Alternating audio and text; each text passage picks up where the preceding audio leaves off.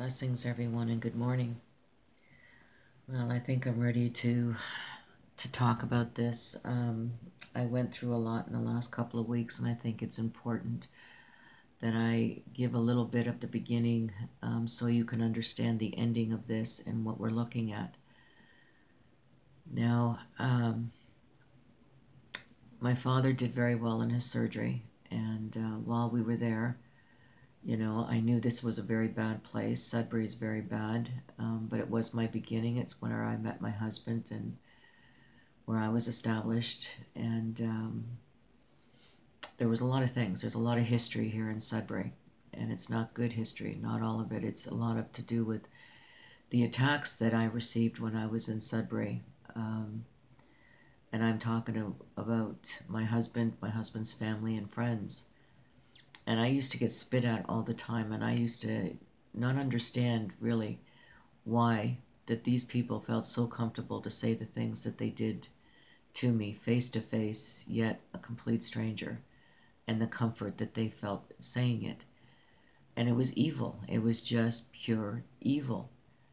And so I would go up in prayer, and I you know, Jesus, why do they hate me so much? Yet they never even sat at my table. And that's when Jesus responded, and he was like from behind me, and he said, "Forgive them, for they know not what they do." And then I received the 3 visions. Well, it was with this that when my husband would spit at me, I would hear Jesus, "Forgive them, for they know not what they do," as he was spitting at me. And I would repeat this over and over again. "Forgive them, for they know not what they do." So here he is spitting, and I'm thinking, forgive him, because he doesn't know what he's talking about. He has no idea what is happening. So this is when I really started to discern the spirits, okay? And so I'm not talking to you today thinking, you know, telling you to discern, you know, and it's an overnight thing that you're going to have this discernment. It's been a lifetime for me. And with Jesus, when he said, "Forgive them, for they know not what they do," I was able to see that my husband was innocent in these things that he was saying to me, which I call spitting. So Sudbury's a very bad place, and my husband comes out of out of the dark also, okay? Alcoholism and such, right? My mother, again, I've said from the beginning, it was the Ouija board, and it was, you know, the covetousness, you know. So I learned how to discern, and now I knew how to, I don't know what, if I want to say be content in my marriage, knowing that my husband is innocent, but yet being spit at, and to tolerate, you know.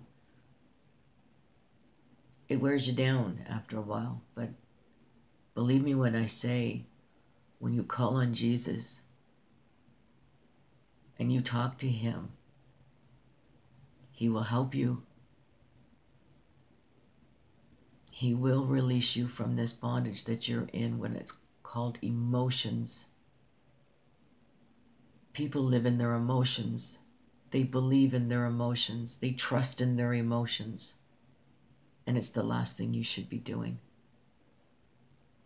Because this is how they control you. This is how they trigger you, is through your emotion. And remember what I said when we played in his backyard. In this false security of freedom, he studied you. He knows you.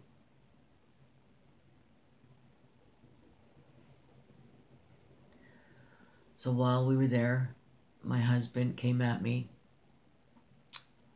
and I just responded immediately, and I come right out of my piece. I don't know, I just, boom, I just responded. Again, I knew this was a possibility that this could happen because I knew the region that I was in, and I really believed that Cain's seed resides here in Sudbury and Timmins, Ontario. I really do.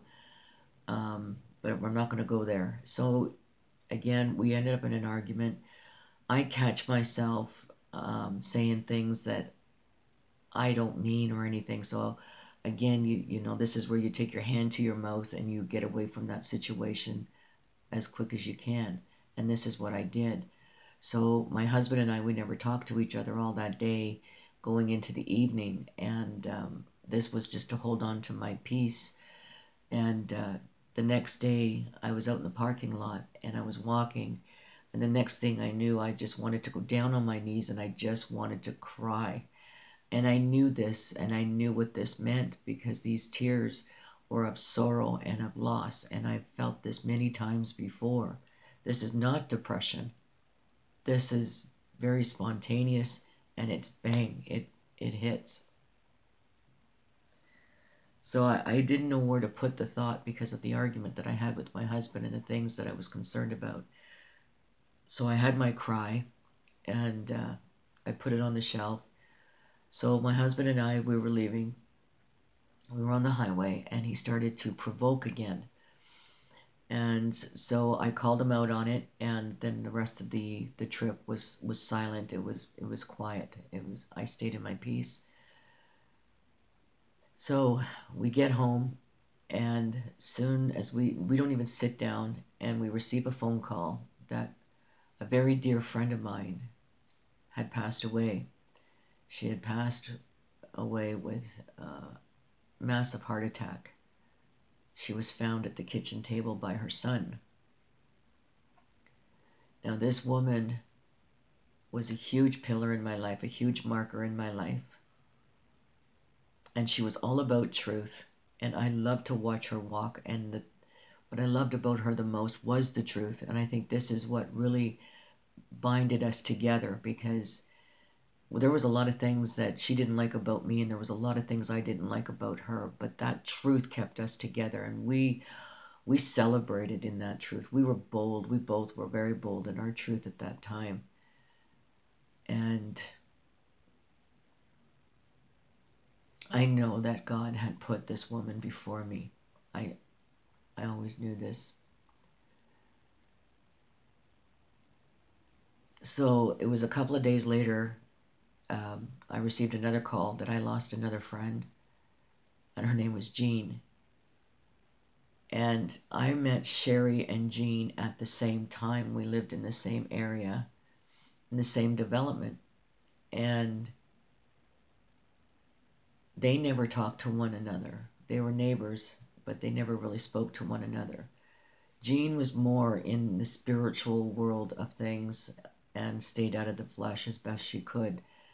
And Sherry was all about truth and being real in the this world. She was worldly, but within the truth. And the last time I talked to Jean, she told me she was finally free from this evil. And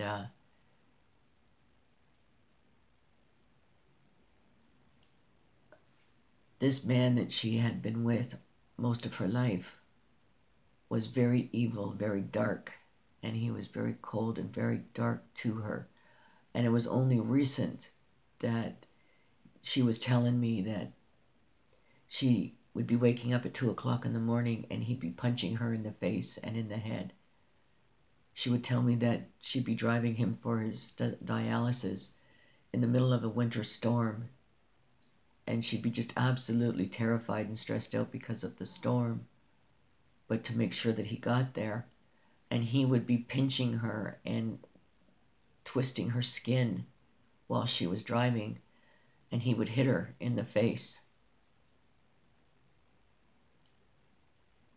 So the last time I talked to her, she told me she was free from him. He had fallen on the floor, and she had tried to pick him up, but she couldn't do it. So she called the ambulance to help. And when they got there, they found him kicking her, spitting at her. using every vile thing that you can say against a woman. And so they called the police. So when the police got there, he was still in his tantrum, kicking her, spitting at her. And the officer looked at her, at Jean, and said, "You will never step foot in a courtroom, and you will never see this man again." And Jean says she hit the ground so hard, and she thanked God. She thanked him that she was freed.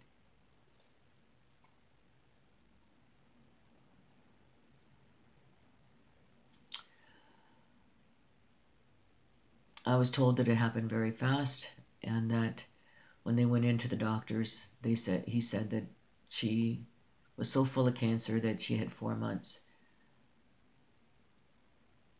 And she said, "Kelly, it happened so fast, it was within the week.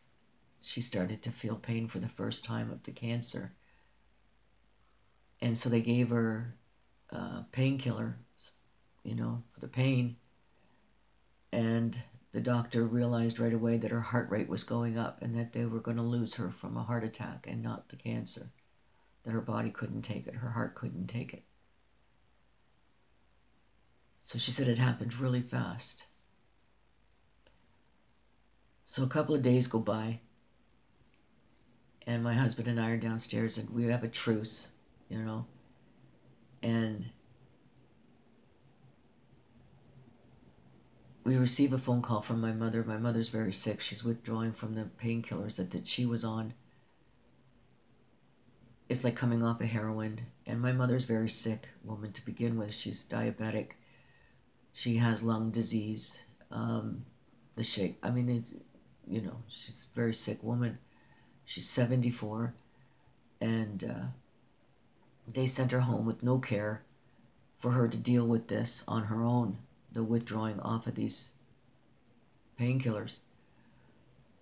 So I was very concerned, and I talked to my husband, and I said, "Listen, I don't know what to do, because here I'm afraid that what happened with Sherry and what would happen with Jean with the heart attacks, I'm afraid the same thing's going to happen with my mother under the stress of this withdrawing from the drugs."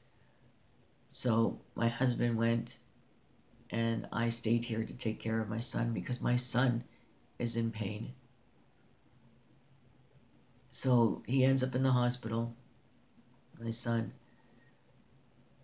MRIs, CAT scans, blood work, to find that he has Crohn's disease.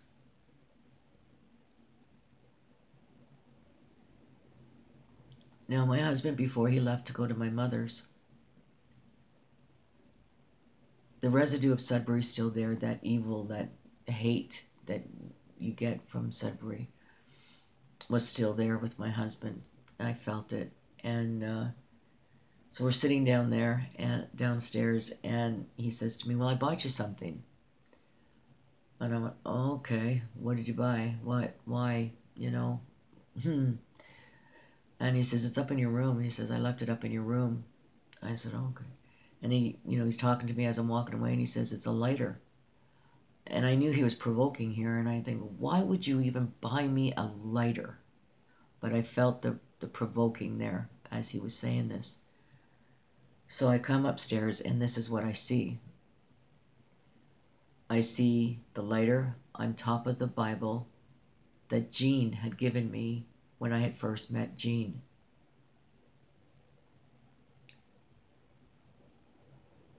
And I look and I see the 6, and I think the 6 means man, doesn't it? Yeah. And then it has rapture, and then you see the pink here, but it's actually a red lighter. It's not pink, it's red, but you see it as pink. If you look back at the video that I made, the Power of Prayer, again, it was the raptures. It was the rapture net over the garage. And I was praying for an army of angels to look over my property, to watch the property. And that's when you see the picture there on the garage, where you can look at the paneling on the top, where you see the basketball net, and you can see that the basketball net is not protected that this goes around the net and everything else is the same. Everything is protected. Here we have what my husband does here. And I believe that my husband is innocent in this. I believe that this, again, is the Antichrist spirit that is working through him, okay, being a non-believer. And so here we have the color of the saints. We have 6 and we have rapture. On the Bible that Jean had given me.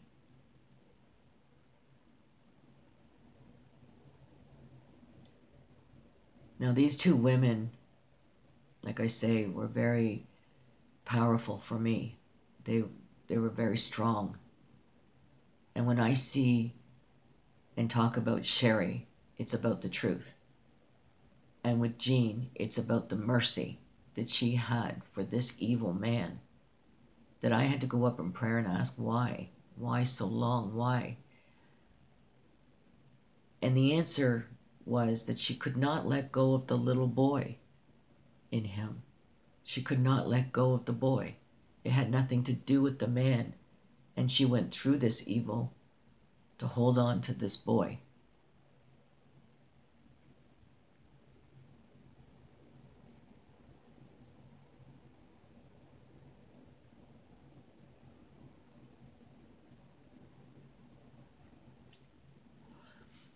Here's the verses that came to me during this time. I will hear what God the Lord will speak, for he will speak peace unto his people and to his saints.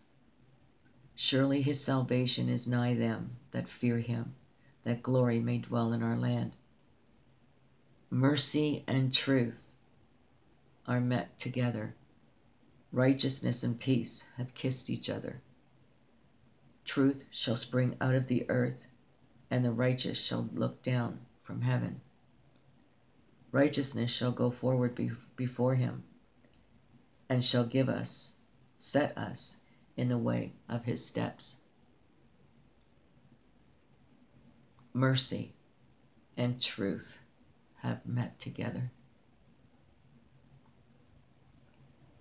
And this is how I know this was God's hand that took these 2 beautiful women.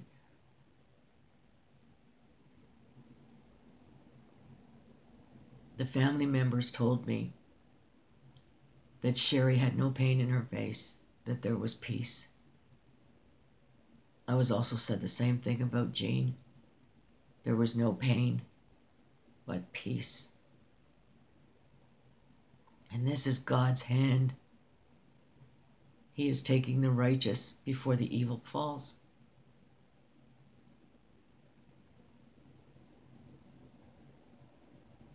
So I am thankful every day that they were in my life, what they have given me. I thank God for putting them in front of me.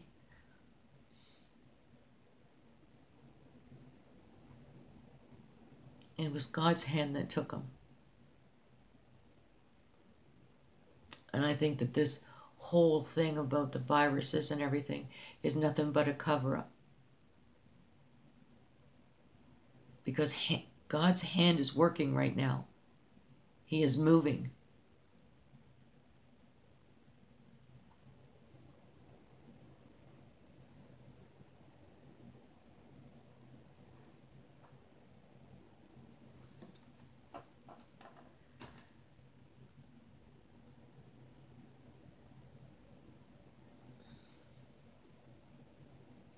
So this whole thing, you know, with the Bible, again, the lighter, all of it. And I couldn't believe what I came across here, and I've got to show it to you.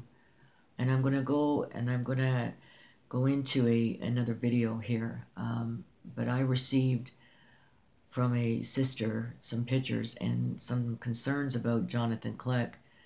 And I'm going to be bringing that forward. But I want to show you and I want to stay with the burning of the Bible at this point, because I think this really is going to have an impact to those that follow this man, because again, we're looking at the illusion of what this man is doing and the images that he is giving you. Okay? So this is what I found. Hi guys, today I just want to talk to you very quickly about a special effect that I used in my short film, The Summoning. And this is for a burn... down there. Make it quite a big cross actually. A little cross. Okay, so we get the hand sanitizer and we just draw a little cross. I'm also going to use the hand sanitizer and a simple lighter. Okay, so we get the hand sanitizer and we just draw a little cross. Down there. Make it quite a big cross actually. And one across like that. So you've got a nice little cross written on the book. Now this will work with just about anything, and make sure you've got that water on standby because this can get quite dangerous. Let's see. There we go. As you see, it immediately catches fire. This is incredibly dangerous, by the way, so you need to be very, very careful about what you're doing. But as you can quite clearly see, it's a cross. Now I'm going to shut the book before it becomes dangerous and starts setting me on fire. But you can pretty much see it's quite cool, quite a good effect. So there we go. Written on the book. Now this will work with just about anything, and make sure you've got that water on stamp. Written on the book. Now this will work with just about anything, and make sure you've got that water on standby because this can get quite dangerous. Let's see. There we go. As you see, it immediately catches fire. This is incredibly dangerous, by the way, so you need to be very, very careful about what you're doing. But as you can quite clearly see, it's a cross. Now I'm going to shut the book before it becomes dangerous and starts setting me on fire. It's like the Word of God burning on the table where the Bible is. Like, that's the Bible. And that's the octagon table. That's the octagon table that has the Lord's Prayer and the name Yahweh on the top. Yeah. Now I want you to hear the spirit in this man and how he's talking about the octagon table, okay? Just really listen to the spirit of this man.